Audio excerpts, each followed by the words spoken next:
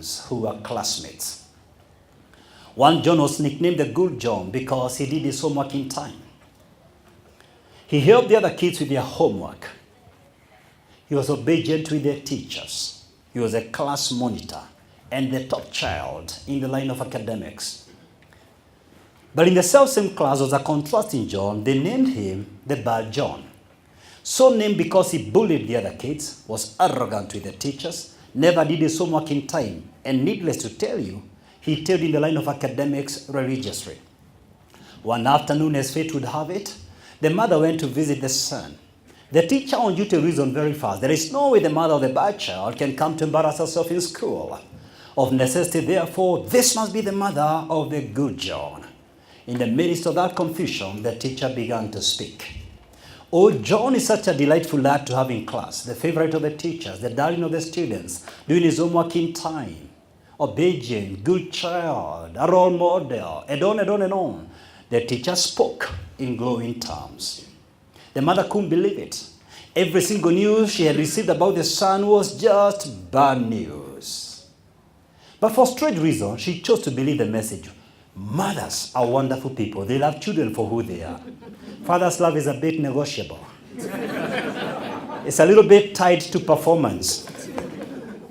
So she went straight to the boy and said, son, for the very first time, I'm so proud to be your mama. Teachers, mothers can exaggerate. Only one teacher spoke. She said, teachers are speaking greatly about you of late. And if you continue with this attitude, you're going to achieve all your goals in life. The boy couldn't believe it. He had never heard any kind word from any single individual. All they said, he's a bully, he's arrogant, he's rude, and he went an extra mile to prove as much. In tears the following morning, he walked straight to the teacher and says, teacher, I want you to know that I'm deeply moved about what you spoke about me yesterday. I'll do anything humanly possible, anything within my hands to make your words and those of my mom come to pass. An average D student, stretch as it might sound to your intelligent ears, in just a single semester, ended up as a C student. And finally, when he sat for his 12th grade, equivalent to a Form 4 here, he was not only the top child that year, but the top child in the entire history of that school. Now, this is the reason I gave you that story in such minute details. Although the teacher accidentally motivated him. And I gave you that story to emphasize one point. The spoken word, whether accidentally spoken or intentionally spoken, have the same results. Now, there is something about this story that I would like you to do as a homework, as your own assignment. That story, being a real story, and the name of the teacher is Escalante, has now been produced into a movie, and they have come up with a book entitled Mr. Escalante. It has been used all over the United States to teach teachers about the importance of words. It has become a basis of how words should be used. How a teacher accidentally motivated a child and painted a new picture. The boy believed it. A boy who otherwise would have been lost captured the dream that was spoken by the teacher. Why? Because your thoughts don't bless anyone. You've got to speak your love to someone. Love has to be given out. You can't oppress it on your inside. You can't bottle it up on your inside. Law number 3. The law of self-preservation. The law of self-preservation. The law of self-preservation states that every creature tends to preserve its own existence. There is an inbuilt mechanism within every creature to preserve itself, and sometimes an attempt to preserve its own species. As human beings, our existence has been threatened by many factors like floods, and earthquake, and wars, and diseases, among others. We've reorganized our social order from time to time and invested heavily in scientific research to self-preserve. But in the free world, like our nation of Kenya, such threats are not normally at a grave level. They are not so gross. They are not so large scale. So for many of you listening to me here today, we tend to lie for the benefit of quick riches, for the benefit of looking like you're doing better than others. or for mere survival. I know right now, at this point in time, each one of you is looking at me with very holy lies because we know the liars. It's not us, we know the liars. They are not here. But allow me to invite you to 4 colors of lies. Can I do that? I'd like to draw your attention to 4 colors of lies. The first color is white. White lies are altruistic in nature, in the sense that they are not self-seeking. They tend to help another person. For instance, a doctor aids a school-going girl to abort, not because of the consultancy fee he's receiving, but because he literally does not want this girl to stop with her education. And he's excited just for her saying, "You saved my life." For that act of mercy and selfless act, that alone motivates him. Or a mere voter cheats the politician right on the teeth. I had an open vision. You're going to be elected the governor. He realizes this guy is so discouraged and suddenly cooks up a vision very fast just to encourage him. It could be a brother listening to me right now in this meeting who has detected one sister is emotionally low and invites him for a cup of coffee after this meeting and begins to talk to the sister. My love for you is deeper than Challenger Deep, higher than the peak of the Everest, fine than choice gold. You know those things. Don't tempt me to say any further. I forgot after I left high school.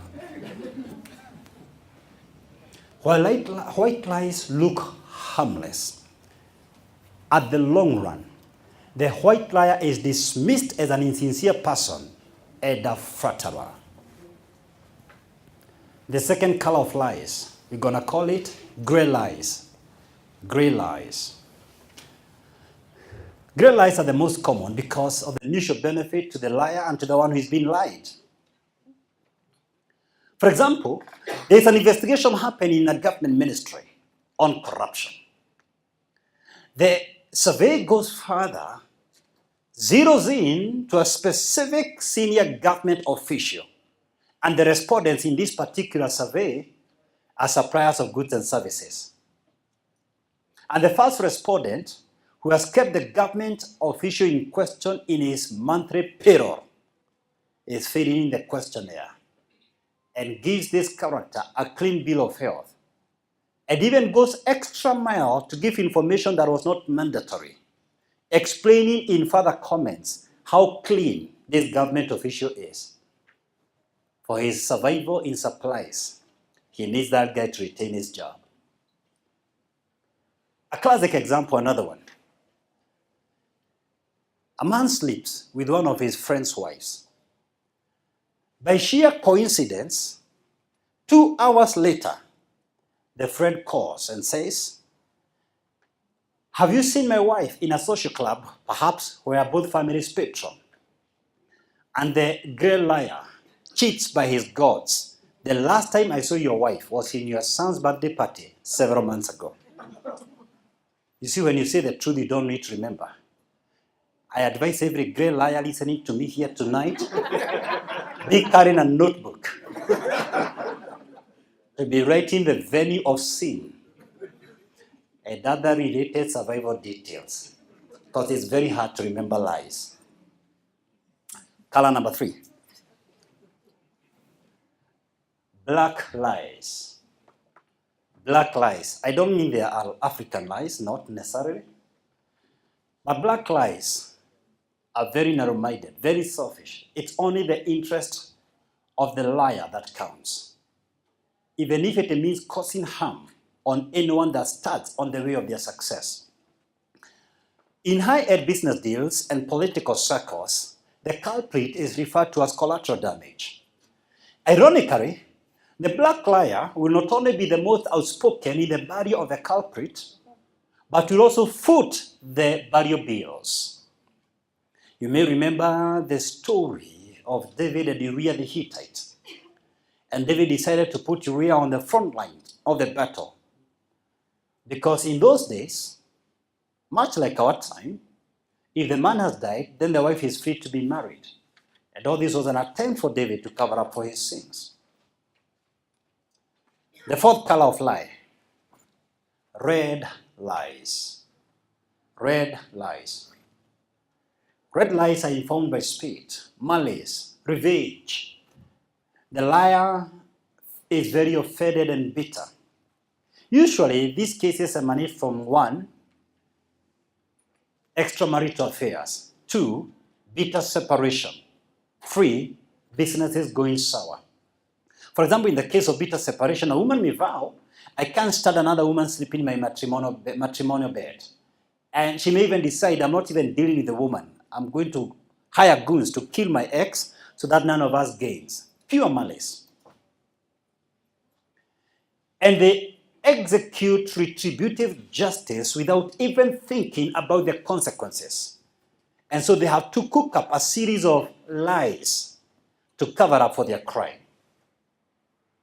Before I continue, just look at your neighbor and ask him or her what color of lies describe you.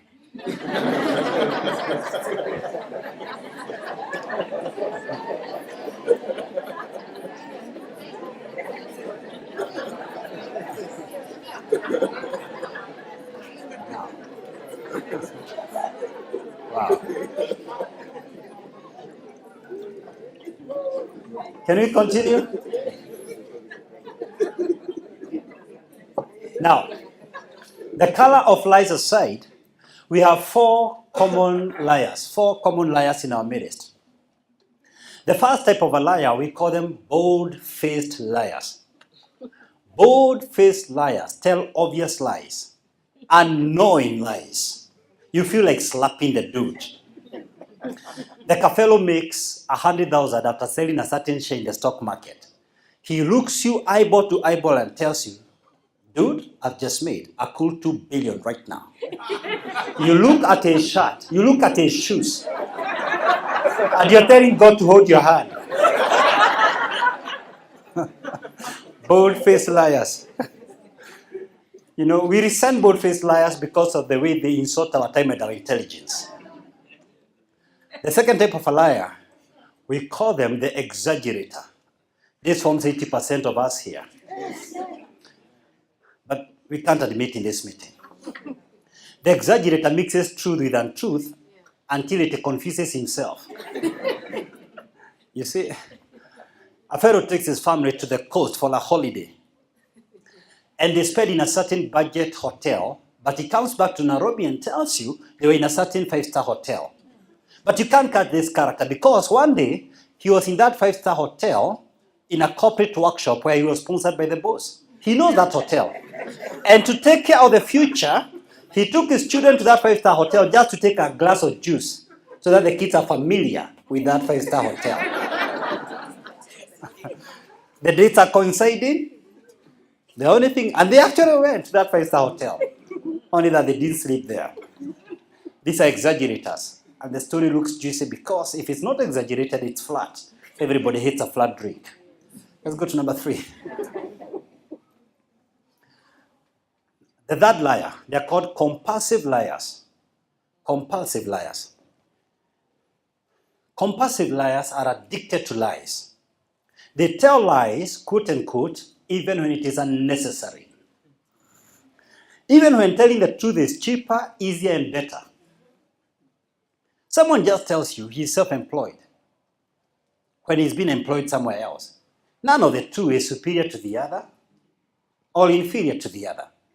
But every time you try to get time with this guy, he can't get because he's in someone else's time. And he struggles to make up for a lie he told. A man decides to tune a girl. And rather than disclosing his status, he says he's single. A lie that he can't sustain for 2 weeks. Or his night schedules can't allow him. It would have been cheaper to say, I'm cheating, man, I'm cheating. Compulsive liars are looking for self-approval. Often than not, they suffer from low self-esteem. How many here know a compulsive liar around them? Does someone ring a bell? Well, I can see some of them. You can remember them, yeah? All right. Number 4. The fourth type of a liar, we call them rumor mongers. This is very familiar with this nation. Rumor mongers fabricate stories to satisfy their restless, demanding audience so that they have the latest news. I'm the only one who knows what happens in the deputy president's house.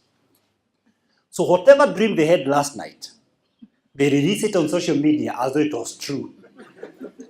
Regrettably, a lot of Kenyans trust rumors even without verifying the information, and we even begin spreading the same rumor.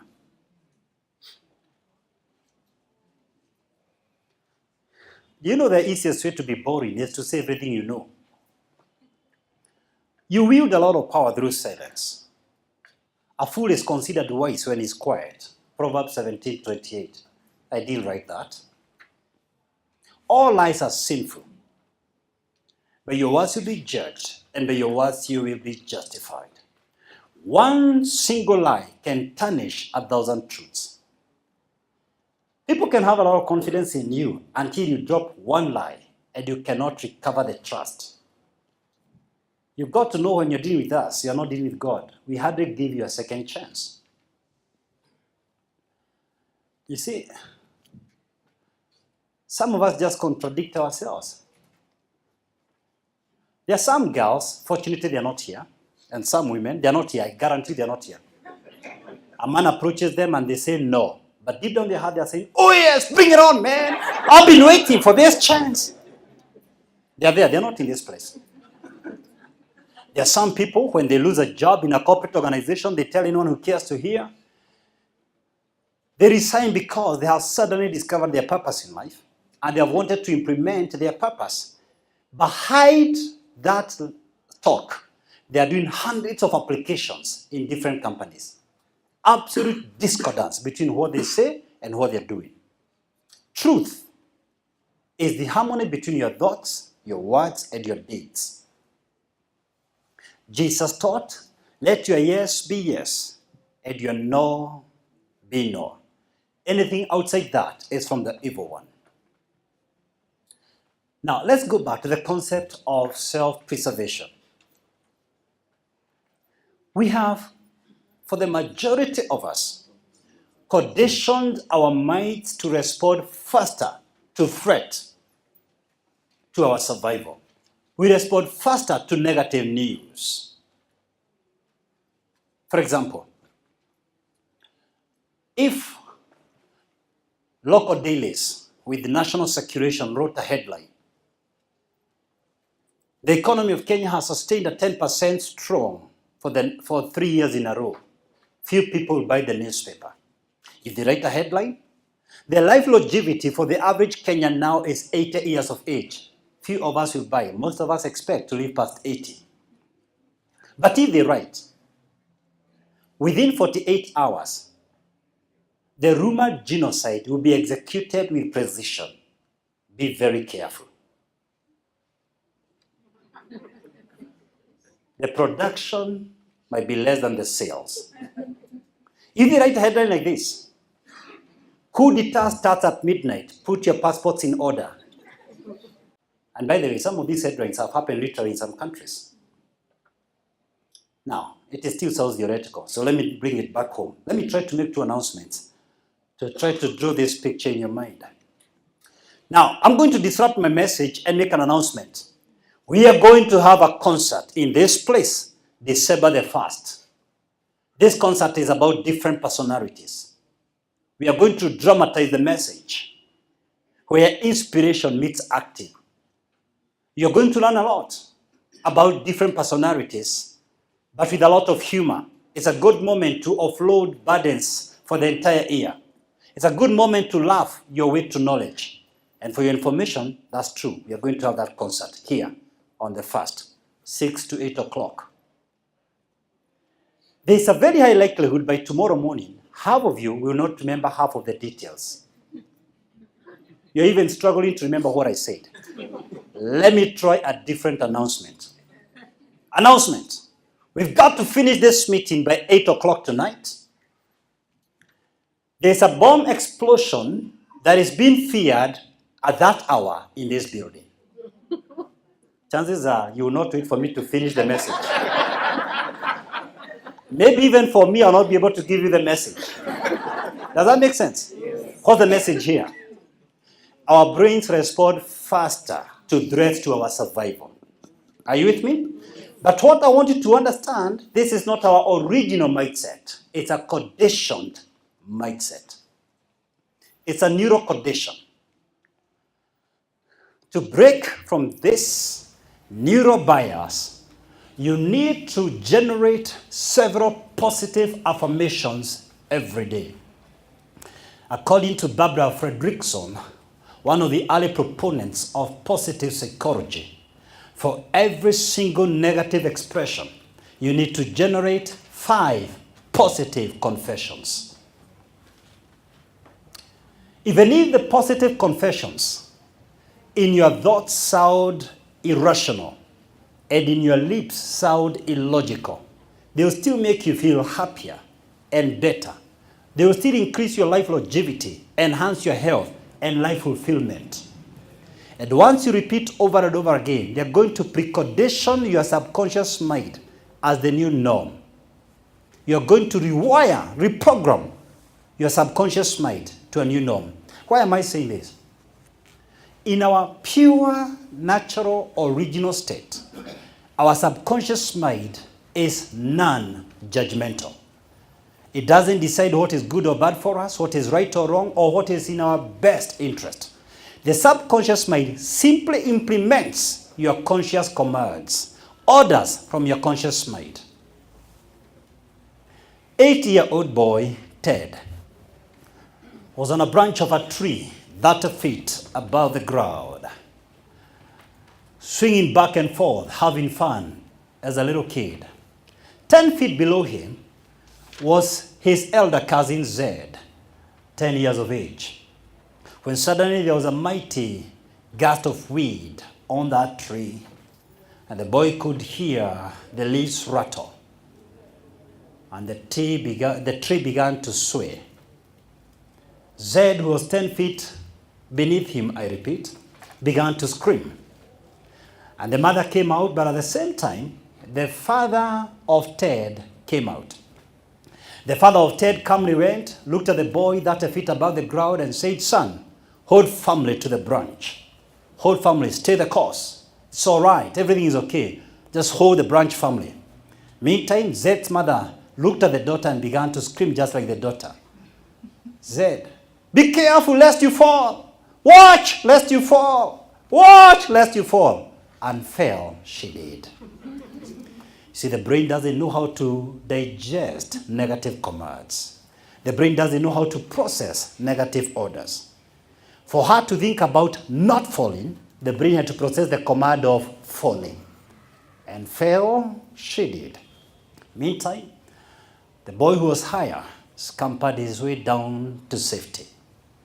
So don't tell your child what not to do. Teach them what to do.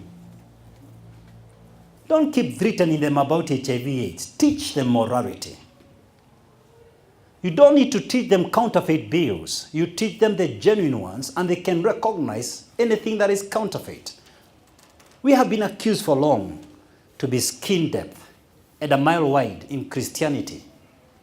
If we cared to teach our people the truth, they can stand up to any cultic or occultic teaching.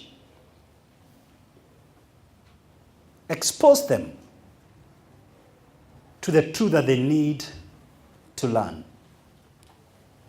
Are we learning something?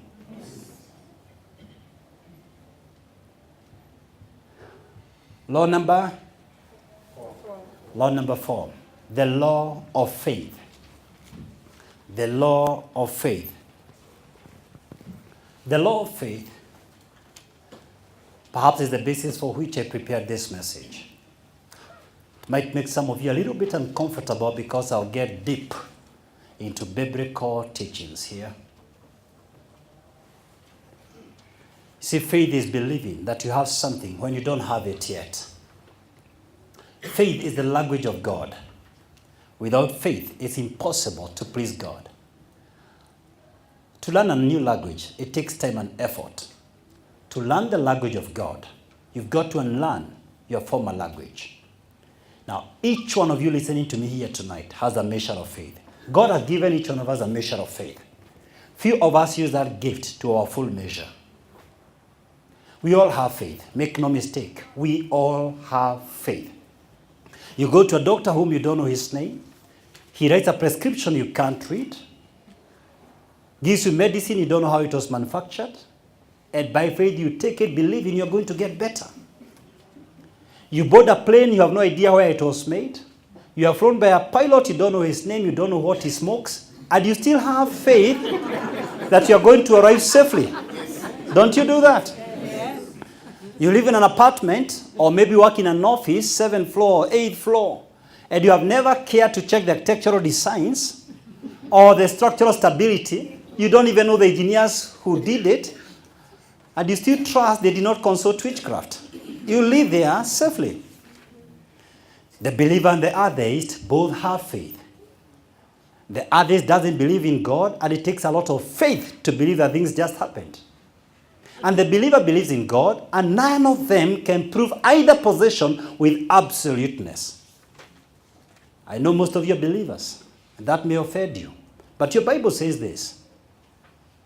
They that come to God must all believe that he is, and that is the reward of they that seek him. You can only come to God by faith.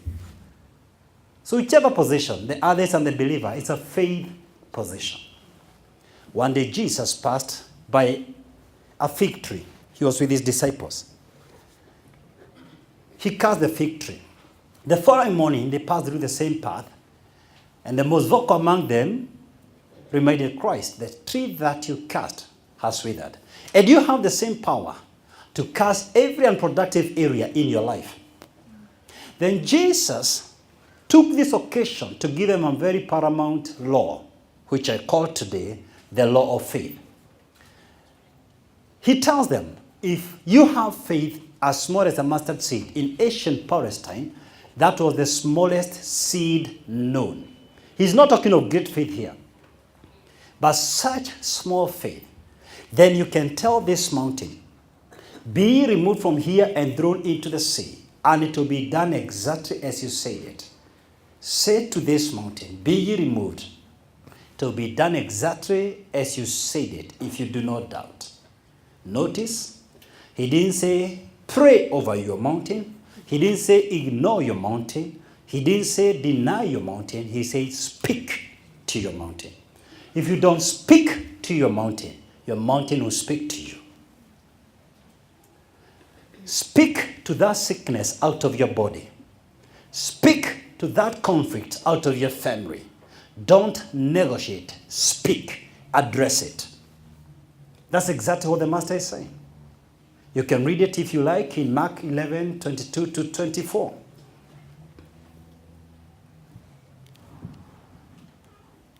And I don't know the mountains in your life, but I'm daring you today to begin speaking to them loudly.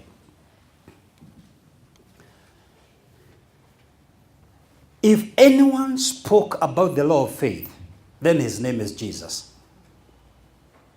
In Luke 18:1 and following, he gives a parable to this end. A widow went to a judge because she was looking for justice. But this judge could not listen. He neither honored God nor respected humans. But the woman kept on knocking. She kept on knocking.